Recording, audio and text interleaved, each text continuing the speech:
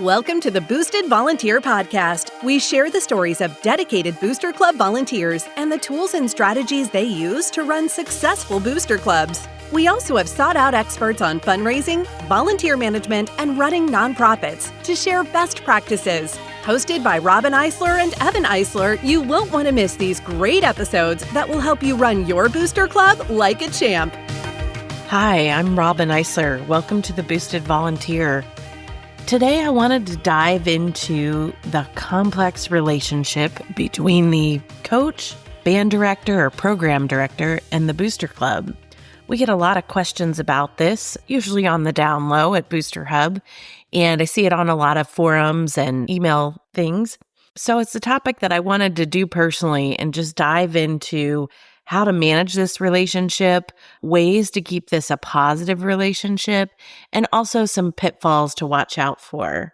Whether you're leading a sports booster club, a band booster club, or an academic booster club, you're leading the nonprofit that supports the program. You're going to be working with a program director at the school, whether it's the coach or the band director or teacher. And so let's start first with the legal structure of what this looks like. So again, in 95% of the cases, the booster club is an independent nonprofit. It has its own bylaws, it's got its own board of directors, and it likely has no legal connection to the leader of the program, so the teacher or the coach. Sometimes we'll see in bylaws that there is a connection to the school district. So a lot of times school districts have the right to absorb a booster club should it go defunct or something like that. But there's not any type of legal documentation on how this relationship's supposed to work. And I think that's one of the reasons it's so confusing. So you have the person who's been put in charge by the school district to lead your program. So it's your coach or your band director. Let's just default to those two. And they're in charge of making this a successful program. They're given this kind of partner in the booster club, but likely no guidelines on how to manage that relationship.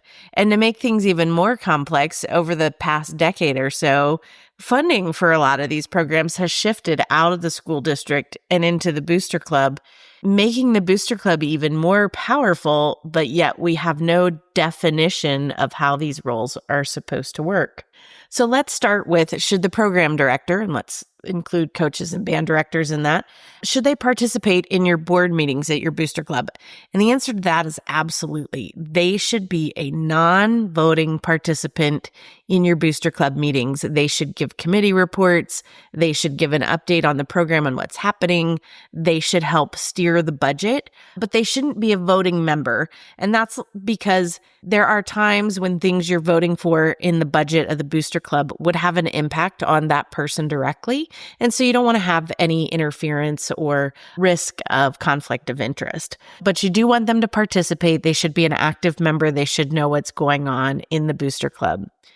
When it comes to setting the budget, and again, we're talking more about the legal parts of the booster club here, the budget should be set by the booster club board. However, you should have information provided by the program director. So in our program, in my former program, the coach would provide us with her list of needs for the season, and she'd give us an amount, and that would be one of our budgeted line items that would go over to the coach's fund to pay for the things that came out of her fund. Some things to also think about when you do have the complexity and the layer of a booster club, you're not just supporting the program. You now have administrative costs for the booster club and other things that may happen outside of the program. So those are things that the booster club would direct and set, things like how much are we going to spend on administrative cost and things like that. And then the program director wouldn't have as much influence over those line items in the budget. Some of the questions we see sometimes, is it legal to pay a coach or a teacher? For instance, in band, sometimes we see a music teacher being paid or an assistant coach or some sort of training coach being paid out of sports budgets. And the answer to that is it depends. Your school district and likely your association that governs your activity will likely set the guidelines for what booster clubs can and can't pay for. If there's no guidelines set by either your school district or your association, then legally you can pay the coach or music teachers or things like that. There's nothing against that as long as it's going to support the program and to the benefit of the whole organization. So let's talk about some good ways to manage that complex relationship, particularly between the booster club president and the program director. And I really think this is the president's role, is to manage and facilitate this relationship to make sure that the booster club is aligned with the program. So one of the things that I recommend is setting quarterly meetings with your program director. You may only need 2 meetings a year, depending on if your activity is year-round or seasonal. And getting together with the program director and talking about the goals for the season, the funds that are going to be required, and specifically what things the booster club should handle and what things the program director should handle. And you start out and you think, okay, well, this may be pretty obvious. The coach is going to coach the kids and the booster club's going to raise money. Yeah, that's really what it breaks down to. But let's get to things like the membership of the booster club. So in a lot of sports or activities, the bylaws of the booster club say that every participant in the program, their family becomes automatically a member of the booster club. So some of the things you need to talk about with the program director is, okay, once all the kids make the team, how does the booster club get the contact information for the families? Because those legally now have become members of your booster club. And so this is one of those like fine lines, like the coach has that information from where they registered or through the school district system. But as the booster club, you may not have that data. And suddenly you now have 50 or 100 new members legally in your booster club. So you need to talk about how that process is going to work. It's a very simple thing. We're talking about getting email addresses and phone numbers for the parents of the students in the program. But you wouldn't believe how many booster clubs this is like the point of failure. And it's because no one sat down and defined it. You can't rally volunteers and you can't raise money unless you have a database of people to contact. And so this minor little detail is really important. And so you want to make sure that you set a plan with your coach or your program director. There may be some complications, such as your school district has some privacy regulations so that they can't share that information. Then you need to set up perhaps an opt-in registration for the booster club, and you need to make sure that the coach is sharing that information with a QR code or a link or something at the beginning of the season. So you want to make sure that the coach is sharing that link with a QR code or a link at the beginning of the season. And again, it's a very small thing, but it really can impact the success of the booster club. Some other things to talk about are when the money's going to be dispersed, exactly what things each side is going to pay for. Sometimes there will be things in the coach's budget, but then there'll be things like maybe equipment that the booster club's going to buy directly. And then maybe that equipment needs to be purchased through the school district rather than the booster club going out and purchasing those items on their own. So again, these are all conversations that you want to have early on with your program director. Another thing that I always like to sit down and discuss is the future booster club board. So there's intricacies, particularly in some sports programs where students may not make the team and you're trying to plan your booster board. And this is a really intimate conversation with your coach or your program director about these are the people that I'm looking to grow into the roles of the booster club. And how do you see this mapping out with the plan for the program? I think that's a polite way to put it. You don't want to mentor and grow a potential booster club board member and then find out, okay, well, their kid's not going to be part of the program next year. So again, this is not a conversation you want to have in a board meeting. This is a one-on-one meeting between the president and the program director where you can get into these intimate issues about the program and you can really structure the board to grow properly with the program. You can also discuss things like define the roles. So in our booster club, we did a season kickoff every year and we had a banquet. And one of the things the coach said to me in this one-on-one meeting is that she did not want to MC these events. So sometimes when you're planning these events, you think, oh, the coach or the program director will get up and lead the whole night and talk about all the students. But what I found is she didn't want to do that. She wanted to focus on the student sections, but she didn't want to be the welcome and the fundraising piece and all of that. And so we were able to align our events with her direction, and we had MCs for those events. And then the coach came up and did her 15 or 20 minutes segment in all of those events.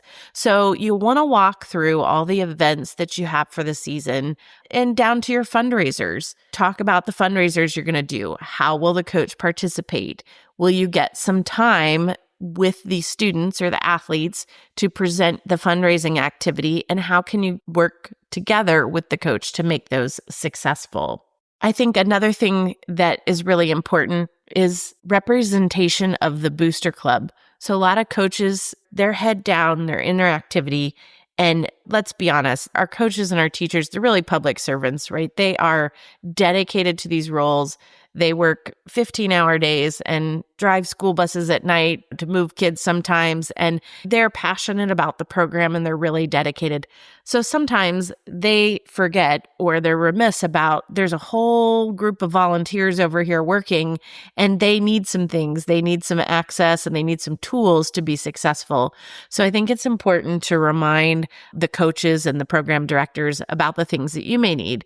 So for example, if your program has a mandatory parents meeting at some point throughout the year, that's a great opportunity for the Booster Club to get 5 or 10 minutes to make an introduction, to talk about the requirements or the recommendations or the volunteers that are needed, and get that audience with the parents. It's not something that automatically happens. So a lot of people say, oh gosh, we don't even ever get a chance to talk to the parents. The coach doesn't communicate. This is where you need to reach out and be proactive and say, hey, we need 10 minutes with the parent audience because we have to convey the need for the volunteers, the band fees or the sports fees, and we need to connect with them directly. And this is the only opportunity that we get throughout the year to do that.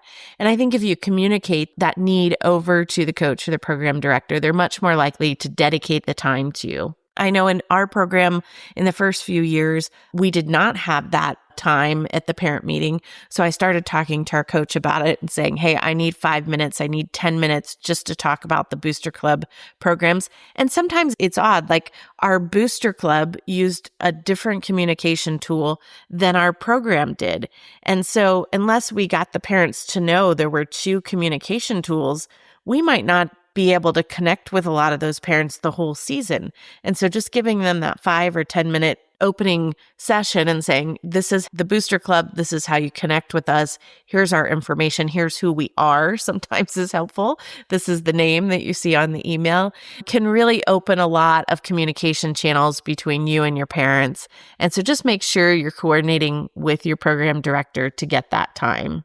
I think it's also really important to respect the role of the program director. So as a booster club, you should not be involved in any direction to the students. You shouldn't be giving them coaching advice. You shouldn't be giving them advice on how to do their jobs. That is not your role. The role of the booster club is to raise money and engage volunteers and supporters for the program. And so I think you have to be really careful because you can get very intimate with your program and your program director is the Booster Club board. You're working so hard and you're so passionate and it's easy to be able to see things that you would change or that you would fix. And I think you have to be careful to hold back on those things. If it's not particularly impacting the Booster Club and it's just the program, that's something you need to leave to the program directors and their superiors to figure out and make sure that the program's going right. I've actually seen kind of a worst case scenario where a booster club was involved in trying to get a coach fired. And that's a really bad situation to be in. And I think as the leader of the booster club, it's your job to respect those things. Now, of course, this is borderlines, anything that would be illegal or inappropriate. Obviously, in that case, you wouldn't want to take action. But you need to understand that the role of the booster club is not to manage the program director and that they're governed under a different set of hierarchy employees, and your role is not to be their boss. Your role is to support the program and make sure the program has everything that it needs. And then if something does come up, then you need to work separately outside of the booster club with the directors at the school to handle it.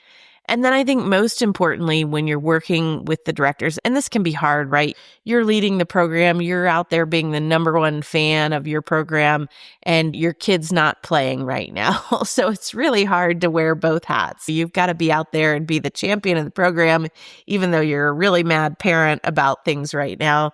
And I think you have to keep the really big picture in mind, that what we're really looking for is the outcome for the students. What the Booster Club is there for is to make sure the students have a powerful, impactful experience, that they have all the tools that they need to do well and compete at the level of their peers, and that you're doing that for that program. This isn't about personal gain or wins, and it's not about your kid. And I think when you step into the role as a Booster Club leader, you have to take off the parent hat for a lot of things, because a lot of things that you're going to do may not be the best thing for your particular child, but they may be what the program needs. And so sometimes I think you have to take a step back and think, okay, am I doing this for the right reasons, and making sure that you're aiming in the right direction of the program. So overall, I'd say the best thing that you can do is open the lines of communication between you and your program director. Set a one-on-one meeting a couple of times a year where you can outline the goals of both sides, make sure they align, make sure the activities that you're doing in the Booster Club support the goals of the coach. And then get into some of the nitty-gritty. Who's going to lead the fundraiser? Who's going to MC the events? Who's going to do the main communications? In a lot of programs, a lot of our band programs, the band director wants to do the weekly communication. But in about 30 or 40% of our programs, the Booster Club does the weekly communication.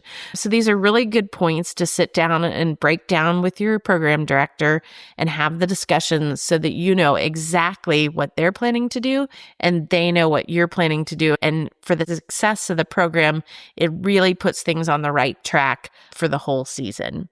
So don't be afraid to take some time and dive into this relationship to make it a priority. First thing on your Booster Club calendar should be meet with the program director. If you don't do that step, it's hard to know how to guide and direct your Booster Club.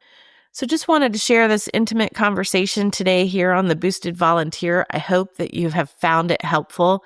If you ever have questions or need somebody to turn to, you can always reach out to us at Booster Hub, team@boosterhub.com. We work with hundreds of booster clubs throughout the year, and sometimes there's a question that you just don't have a peer group or someone to talk to about. Send it into our team, and we'll have one of our experts, it may be me or one of our other customer service reps, get back to you and give you some advice on the situation. It can be hard working alone in a silo as the leader of a booster club, and we want to let you know here at the Boosted Volunteer, we're here to support you and make sure that you and your students are successful. The Boosted Volunteer is brought to you by Booster Hub.